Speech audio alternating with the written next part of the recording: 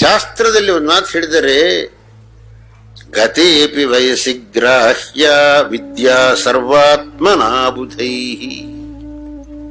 ವಯಸ್ಸಾದರೂ ಕೂಡ ನೀವು ಈ ಸಂಸ್ಕೃತ ವಿದ್ಯೆಯನ್ನ ಕಲಿಬೇಕು, ನಮ್ಮಿಂದ ಆಗುವುದಿಲ್ಲ ಅಂತ ಮಾತ್ರ ಹೇಳಬಾರದು.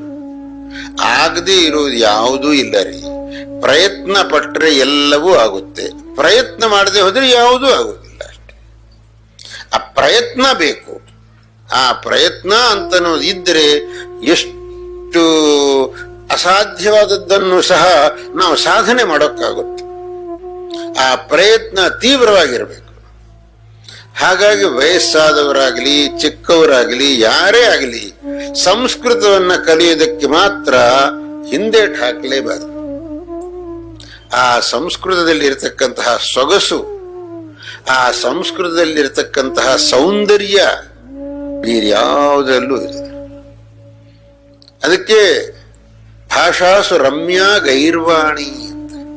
ಎಲ್ಲ ಭಾಷೆಗಳಲ್ಲೂ ಅತ್ಯಂತ ಸುಂದರವಾದದ್ದು ಸಂಸ್ಕೃತ ಭಾಷೆ.